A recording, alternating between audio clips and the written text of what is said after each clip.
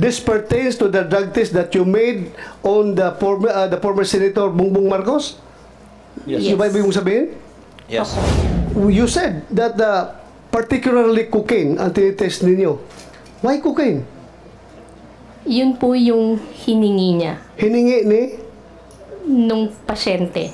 sinong pasyente? Si Marcos po. President Marcos. Then Senator Marcos. In fairness to St. Luke's, it's very clear here sa drug test report na ginawa nila to Marcos Ferdinand Jr. Romualdez. So, result? Pwede natin unahin yung St. Luke's, baka habang hinihintay natin yung ating witness. Yes, unahin natin yung St. Luke's. What about St. Luke's? Anong tanong natin dito? Ha? Tungkol dun sa Drug time, test na? time ano? Yung 2 minutes na drug test. Yes. Sino nagsabi ng 2 minutes? Ikaw yun, Morales. St. Luke's. Your Honor, yun yung nakalagay doon sa sa report doon. Yes, nabasa ko. Thank you. St. Luke's. Maybe the Doktora, no? Yes, sir. You were the one who signed this? Yes, sir. Can you just explain before the committee ano raw yung kino-complain lang yung 2 minutes lapse or 2 whatever? minutes and 54 seconds. Before you answer the question, please introduce yourself para malaman namin yung qualifications mo, ma'am. Good morning po. I am Dr. Maria Cecilia Lim. I am the laboratory head of the drug testing. Before that, Doctor, I'm sorry to interrupt, Mr. Chair. Can we have our surprise witness be seated here? And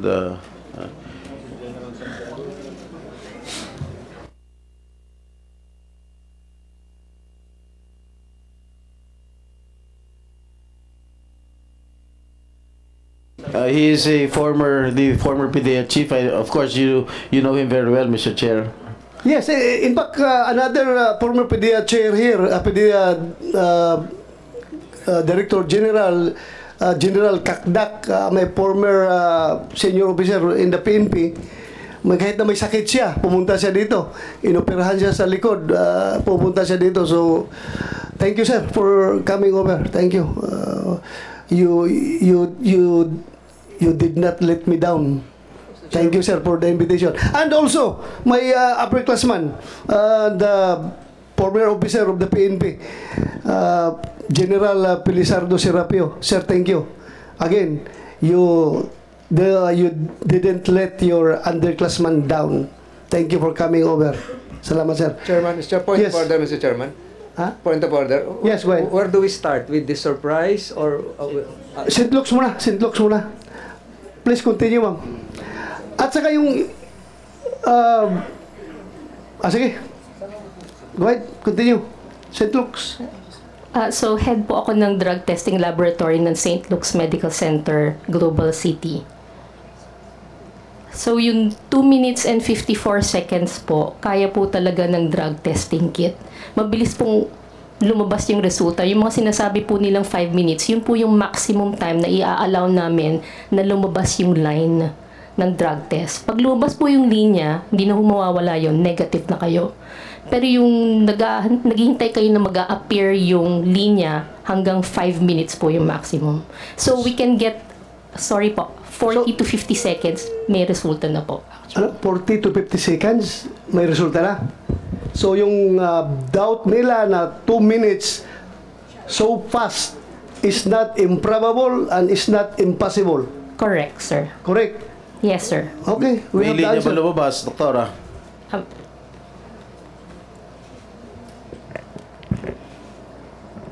Good morning Please po. identify yourself. I'm Jereza Reyes, the drug analyst from St. Luke's Medical Center, Global City. So, as the analyst po, yes, may lumabas po na line. So, sa drug test kit po natin, meron dun yung control line at saka yung line for the drug analyte. So, dun po sa resulta, may lalabas po dapat siya talaga na line as negative. Negative. Yes. Negative. Yes po. Alright. Will that satisfy everything? Mr. Chairman. Yes, Mr. Chairman.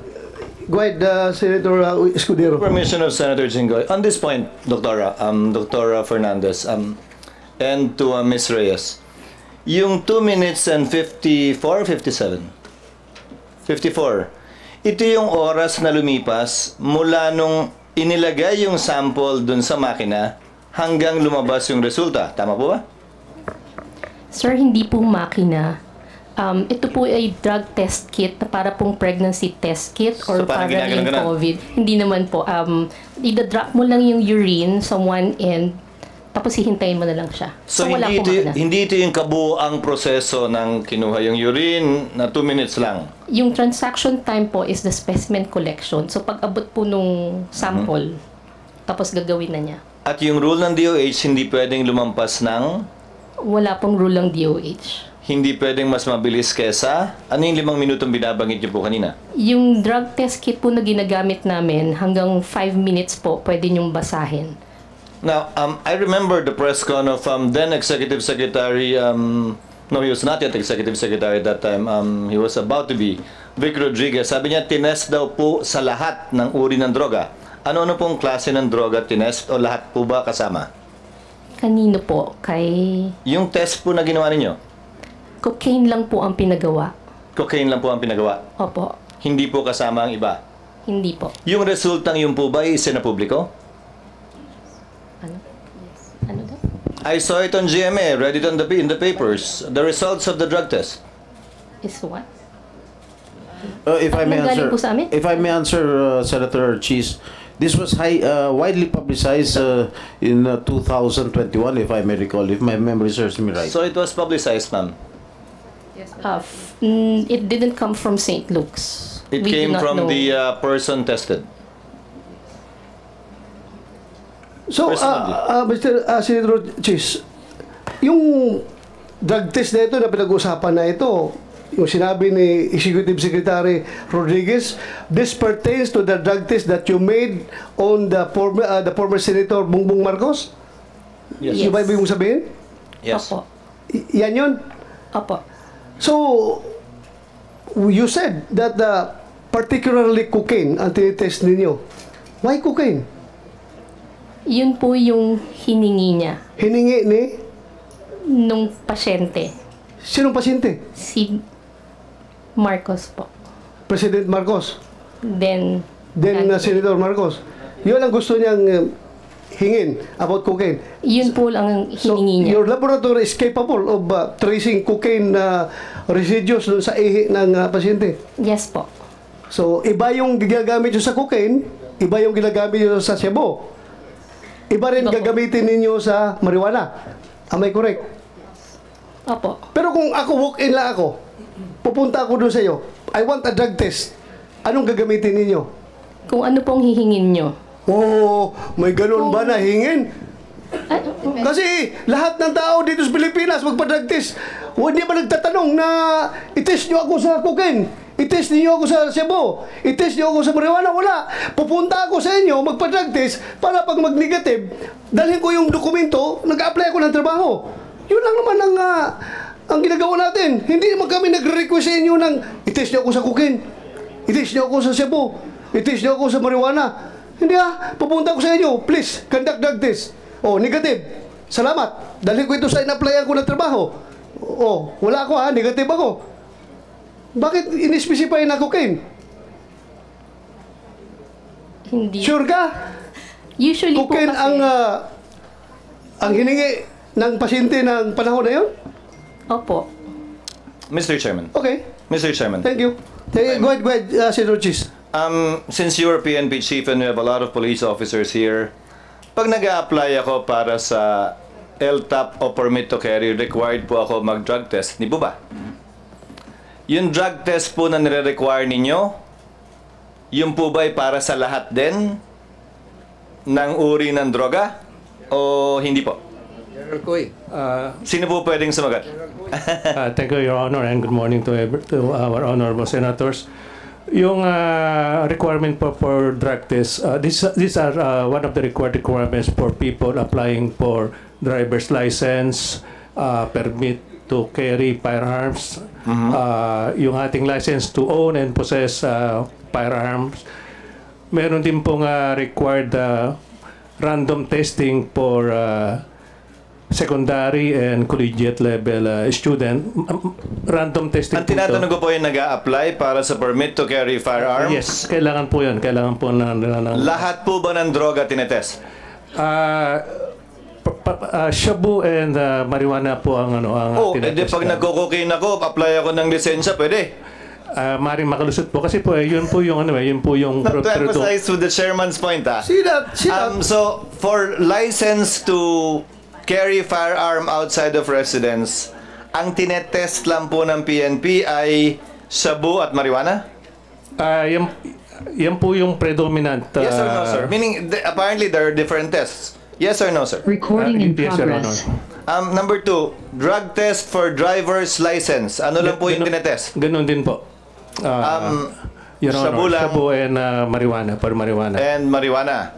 So yan po yung nire-require ng gobyerno sa mga pagkakataong nire-require ang drug test? Yan, kasi po iba-iba pong reagent na ginagamit dyan eh.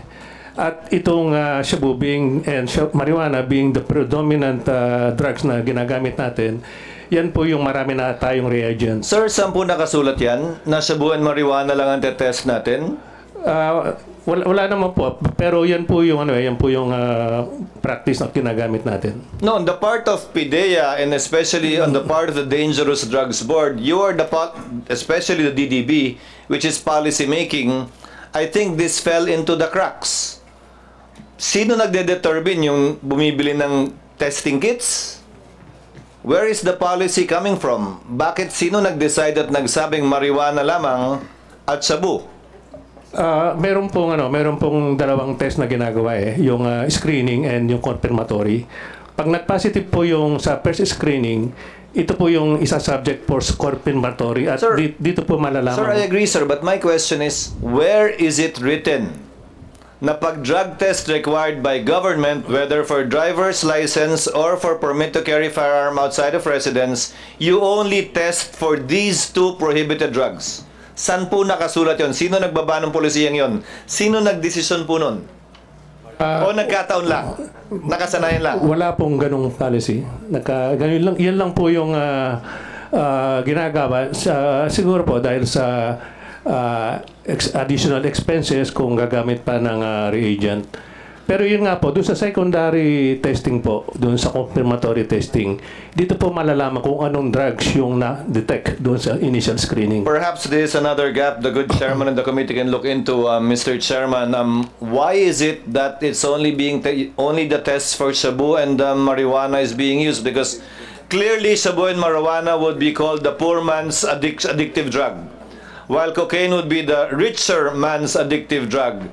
So, kahit pala sa testing, pinapaboran yung mayaman kumpara sa mahirap. Di ba dapat kung nagtitest tayo, gaya ng sinabi ni Senator Bato, lahat na.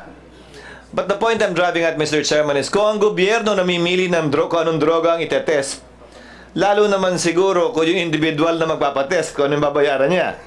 And I remember that time, I think this test was done in November, and issues were being raised with then candidate Bongbong Marcos that these issues were raised to against him.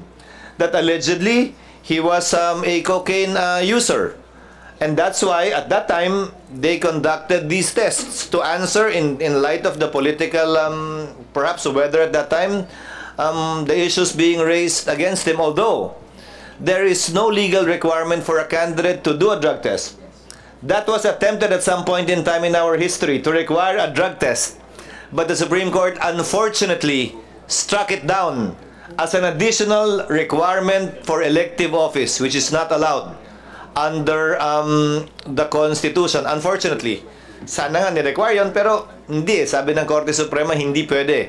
Applying a higher standard, a less stricter standard insofar as running for public office is concerned. So I guess that answers the query of the chairman, and that reveals a loophole too insofar as the drug testing rules of the Philippine National Police, the PIDEA, and the DDB is concerned. Thank you, Mr. Chair. Thank you, Senator Chis.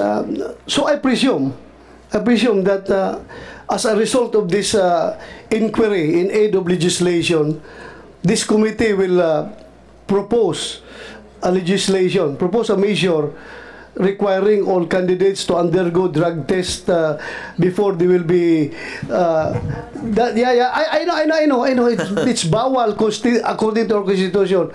So pag mag-propose tayo, automatically hindi yan makakalusot because that's unconstitutional. Just to set the record straight, because people are listening to us right now.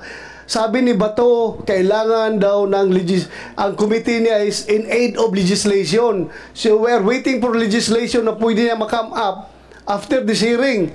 So kung mag-propose tayo ng ganong legislation requiring candidates to undergo drug test, sigurado according to Senator Chis Escudero, that's unconstitutional. So hindi talaga makalusot yan dito. So please, you are listening right now, yan po ang explanation. But nothing prevents the chair and the committee from instructing the DDB from coming up with relevant policy as it is its job under the law. Yes. So far as the type of tests to be conducted whenever drug testing is required, as the case may be for the issuance of a driver's license or for the issuance of a permit to carry a firearm outside of residence or any other circumstance the Thank you. executive branch may necessitate. Thank you, Pati Your yung Honor. random drug test, nag-random drug test tayo sa Senado. I'm also curious, Recording ano in ba yung progress. tinetest sa random drug test? Baka naman pili lang din. So again, I urge the DDB, come up with policy guidelines with respect to these things. Required and random drug test. Alam mo mga yung- droga itetest natin? Alam mo yung random drug test, Mr. Chair? Senator Chis Escudero, lalo na sa PNP, nung panahon na bata pa kami, ang random drug test, mahal yan kasi. Nung panahon, magastos talaga yan. Magpa-drug test ka ng maraming tao. Ang ginagawa ng mga commander namin, pinipili lang yun. Random ko no ha. Pero pinipili yung mga mukhang adik na pulis. Ikaw. Mag-drug test ka. Totoo ha, totoo ba? Just to, para hindi masayang ang resources ng gobyerno, talaga pinipili yung mga nabalitaan na gumagamit ng droga na pulis. Ikaw, drug test ka. Random ito ha. Random, oh. Purposive sampling pala yun. Hindi pala random sampling. Purposive sampling. Ikaw kasi alam ko gumagamit ka. But going back to St. Luke's, in fairness to St. Luke's, it's very clear here sa drug test report na ginawa nila to Marcos Ferdinand Jr. Romualdez. Nakalagay dito ang pangalan. The result is drug metabolite is cocaine. So it's correct na cocaine talaga. So cocaine yung pinapatest niya. Yes po. Siya Yes mismo po. ang volunteer na cocaine ang ipapatest.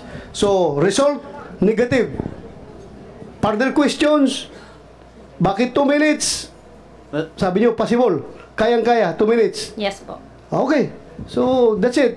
Thank you for your cooperation. Maraming salamat. Hindi ito imposible, ha? Posibleng-posible talaga. Yes po. Thank you. Thank you for that. Senator Jinggoy? Maybe we can excuse the doctors from St. Luke's already, since they have already answered our questions.